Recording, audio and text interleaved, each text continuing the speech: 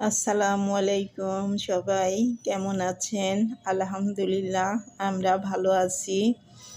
তো যাই হোক আজকে ঘর গোছানোর পালা। আমি আজকে ঘরটা একটু চেঞ্জ করলাম।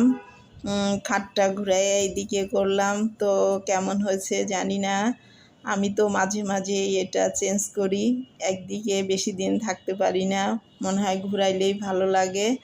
তো আজকে মা ছেলে লেগে এটাই আজ করলাম সারাদিন। তো ওর বাবাও বাড়িতে নাই, গ্রামের বাড়িতে গেছে।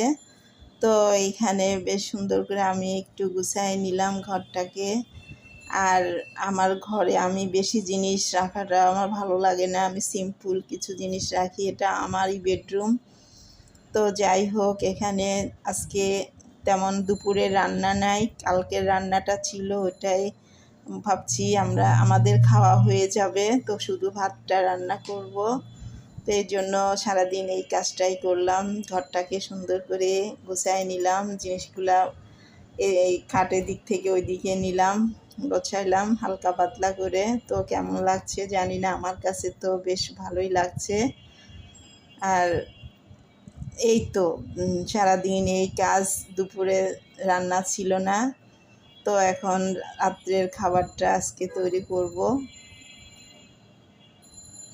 এটাই। এই তো আমার ঘরটা গোছানো হলো। তো এখন সব মোছা টোছা হয়ে গেল। এখন ঘরটা মুছে পুরা বাড়িটাই পরিষ্কার করে নিয়ে গোসল খাওয়া শেষ করব। তো এখন আমি এই তো ঘরটা মুছে নিচ্ছি।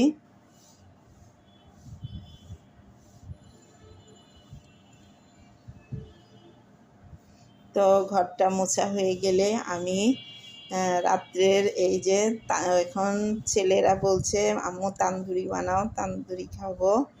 তো আমি এটা এখন মুরগিটা সুন্দর করে সাইজ করে কেটে নিচ্ছি।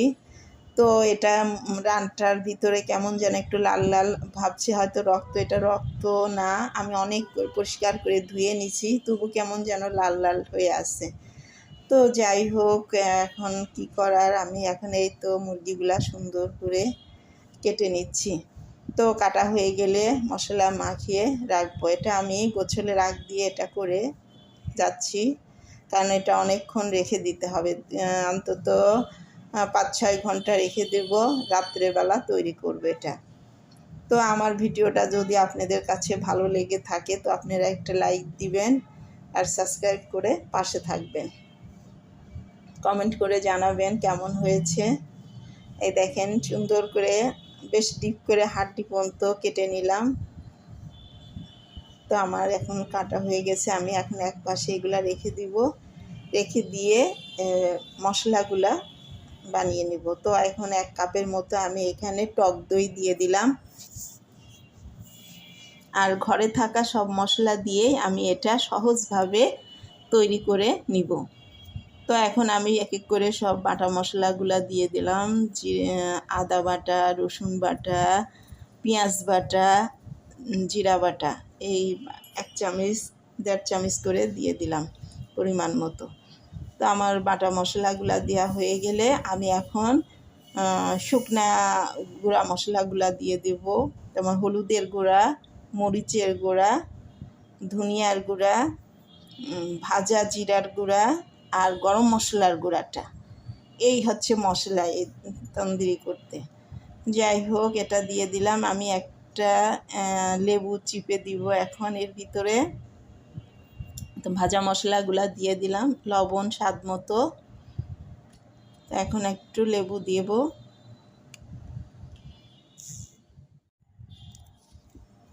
তো আমার লেবুটা দেওয়া হয়ে গেলে আমি এর মধ্যে সরিষার তেল দিয়ে দেব, পরিমাণ মতো সরিষার তেল দিব।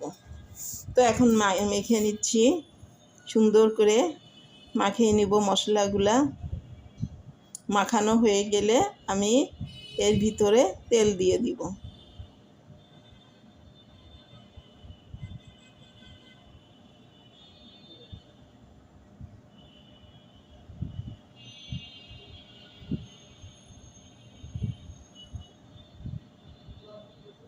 তো এখন তেল দিয়ে দিলাম। তেল দিয়ে মাখানোর পরে মুরগিগুলা দিয়ে মশলা দিয়ে মুরগিগুলা মাখাবো। সুন্দর করে ভিতরে হাত দিয়ে ঢুকে ঢুকে মশলাগুলা ভিতরে ঢুকিয়ে সুন্দর করে মাখাবো।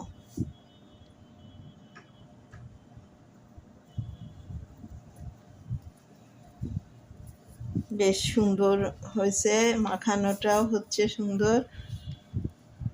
আর আমার ছেলেগুলাটা খুব পছন্দ করে খাবারটা, তো ওরা আজকে রাত্রে এদের খাবার এটা। তো আমি মাখিয়ে রেখে দেব, 4-5 ঘন্টার মতো রেখে দেব ফ্রিজে। যত বেশিক্ষণ রাখা যায় মশলাগুলা সুন্দরভাবে ঢুকে এর ভিতরে।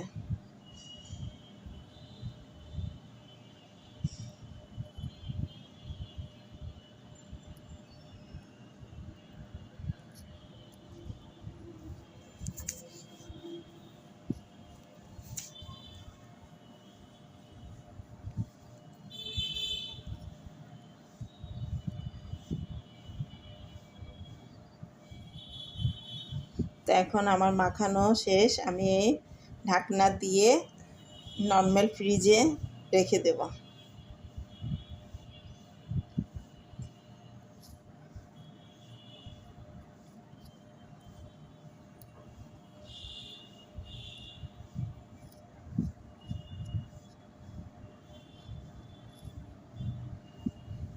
তো আমি এখন ফ্রিজ থেকে বের করে নিয়ে আসছি। তো এখন মোটামুটি বেশ রাত হয়েছে। তো আমি এখন একটু এর ভিতরে জর্দার রঙটা দিয়ে দিলাম। এটা মানে কালারটা সুন্দর হয় এই জর্দার রঙটা দিলে, তো সুন্দরের জন্য এই কালারটা দেয়া। তো আমি এখন এইটা মেখে দিলাম। এটা ভাজার মুহূর্তে দিলেই ভালো হয় জর্দার রঙটা। তো আমি এখন জর্দার রঙটা সুন্দর করে মাখিয়ে নিয়ে চুলাতে ভেজে নেব।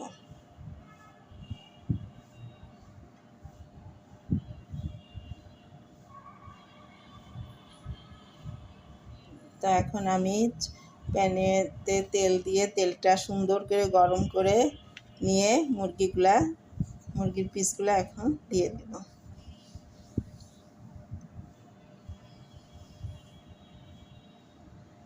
তো 2টা করে দিব।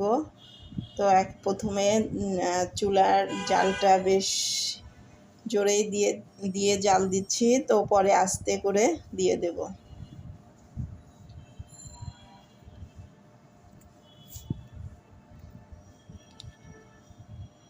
আমি একটু নাড়াচাড়া করে দেখব কেমন হচ্ছে। যাই হোক, এরপরে আমি ঢেকে দিব। ঢেকে দিয়ে আস্তে আস্তে জাল দিয়ে, তো আমি এখন এই পাশ উল্টায় দিলাম। এক পাশ সুন্দরভাবে একটু ভাজা হয়েছে, তো আমি এখন উল্টায় দিলাম। উল্টায় দিয়ে ঢেকে দিলাম। ঢেকে চুলাটা একটু লো হিটে রাখবো।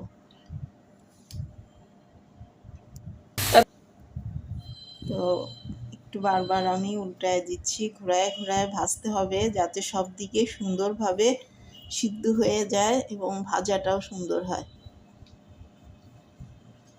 আর এটা বেশ ঘরেই সুন্দরভাবে তৈরি হয়, ঘরের উপকরণ মশলা দিয়েই সুন্দর করে তৈরি করা যায় এবং স্বাদও সুন্দরই হয়। তো যাই হোক, আমার এটা প্রায় ভাজার শেষের দিকে। তা আমি একটু নেড়ে চেড়ে বারবার নাড়াচাড়া দিয়েই ভেজে নিচ্ছি।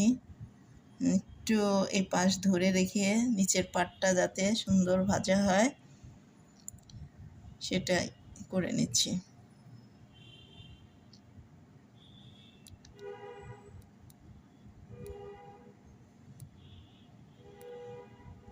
তো মোটামুটি আমার এটা ভাজা হয়ে গেছে, আমি এখন উঠিয়ে নিলাম।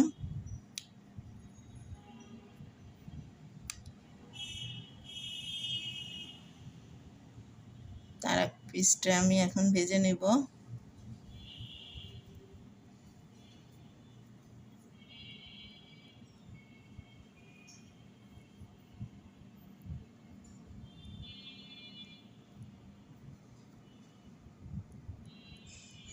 আমার সবগুলা এভাবে ভেজে নিয়ে এখন আমি ডাইনিং টেবিলে এসেছি।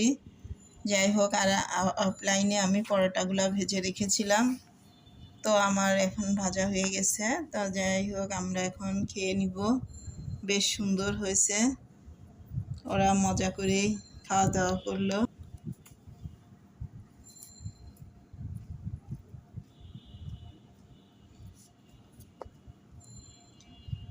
খুব সুন্দর হয়েছে। যাই হোক, এখন ওদের উঠাই দিলাম প্লেটে, আমিও একটা নিলাম। তো দেখি কেমন হয়েছে, এই তো দেখে ছিঁড়ে দেখাইলাম, খুবই সুন্দর হয়েছে।